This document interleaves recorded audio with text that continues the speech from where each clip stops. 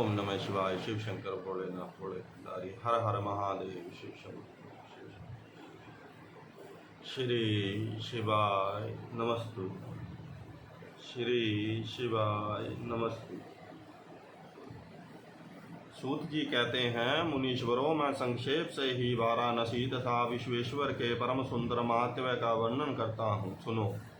एक समय की बात है कि पार्वती देवी ने लोकहित की कामना से बड़ी प्रसन्नता के साथ भगवान शिव से अभिमुक्त क्षेत्र और अभिमुक्त लिंग का महत्व पूछा। तब परमेश्वर शिव ने कहा, यह वाराणसीपुरी सदा के लिए मेरा गुहमतव क्षेत्र है और सभी जीवों की मुक्ति का सर्वथा हेतु है। इस क्षेत्र में सिद्धगण सदा मेरे व्रत का आश्रय ले नाना प्रकार के वेश धारण किए मेरे लोक को पाने की इच्छा रखकर जितात्मा और जितेंद्रिय हो नित्य महायोग का अभ्यास करते हैं। उस उत्तम महायोग का नाम है पशुपत योग।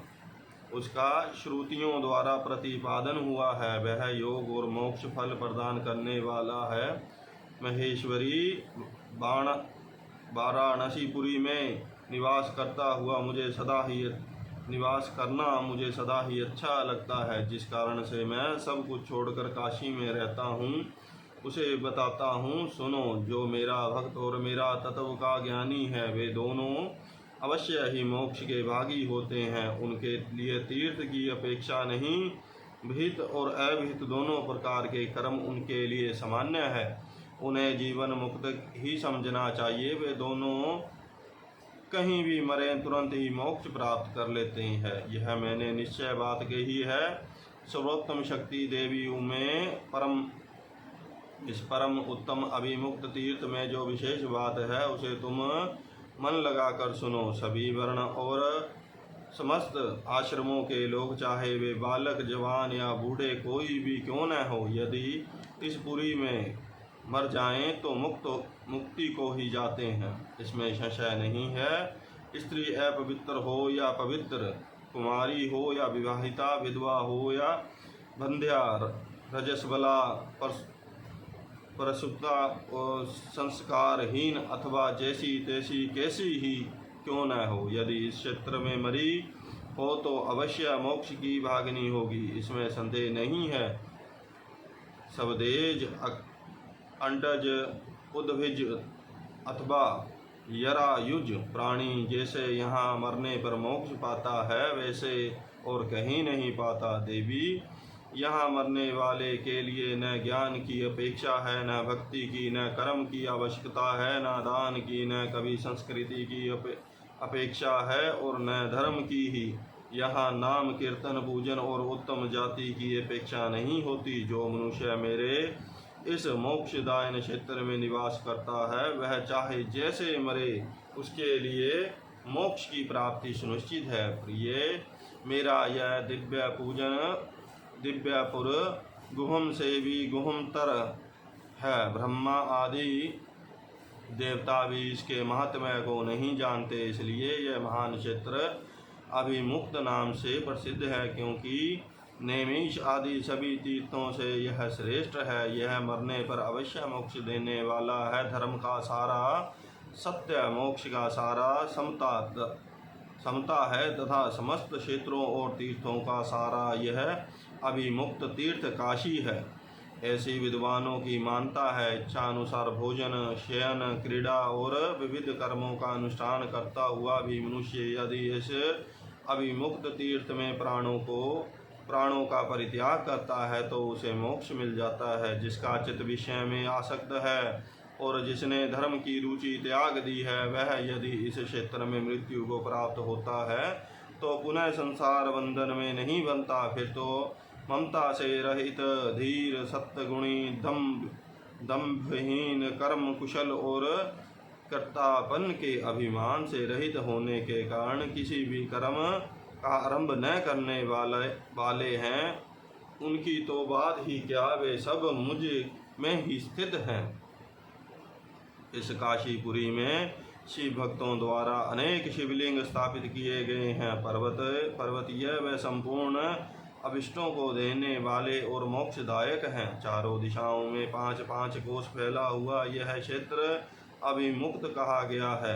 यह सब ओर से मोक्षदायन है। जीवों को मृत्यु काल में यह क्षेत्र उपलब्ध हो जाए तो उसे अवश्य मोक्ष की प्राप्ति होती है। यदि निष्पाप मनुष्य काशी में मरे तो उसका तत्काल मोक्ष हो जाता है, और जो पापी मनुष्य मरता है वह काव्ययुकों को प्राप्त होता है। उसे पहले यातना का अनुभव करके ही पीछे मोक्ष की प्राप्ति होती है। सुंदरी, जो इस अभिमुक्त क्षेत्र में पातक करता है वह हजारों वर्षों तक फिर भी यातना पाकर पाप का फल भोगने के पश्चात ही मोक्ष पाता है। शतकोटि कल्पों में भी अपने किए हुए कर्म का क्षय नहीं होता। जीव को अपने द्वारा किए गए शुभाशुभ कर्म का फल अवश्य ही भोगना पड़ता है। केवल अशुभ कर्म नरक देने वाला होता है, केवल शुभ कर्म स्वर्ग की प्राप्ति कराने वाला होता है तथा शुभ और अशुभ दोनों कर्मों से मनुष्य योनि की प्राप्ति बनाई गई है।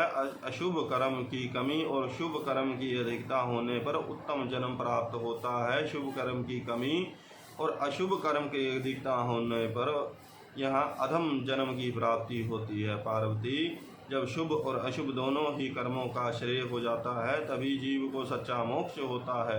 यदि किसी ने पूर्व जन्म में आदर पूर्वक काशी का दर्शन किया है तभी उसे इस जन्म में काशी में पहुंचकर मृत्यु की प्राप्ति होती है। जो मनुष्य काशी जाकर गंगा में स्नान करता है उसे उसके क्रियाण और संचित कर्म का नाश हो जाता है, परंतु प्रारंभ कर्म भोगे बिना नष्ट नहीं होता। यह निश्चय बात है। जिसकी काशी में मुक्ति हो जाती है उसके प्रारब्ध कर्म का भी क्षय हो जाता है। प्रिय, जिसने एक ब्राह्मण को भी काशी वास करवाया है वह स्वयं भी काशी वास का अवश्य अवसर पाकर मोक्ष लाभ करता है। ओम नमः शिवाय शंभु।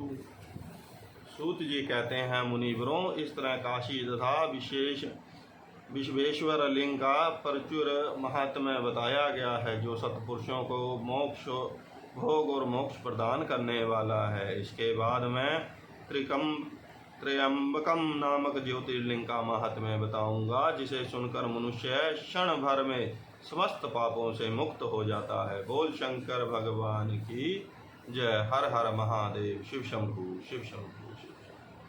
श्री शिवाय नमस्तु। श्री शिवाय नमस्ते। हर हर महादेव।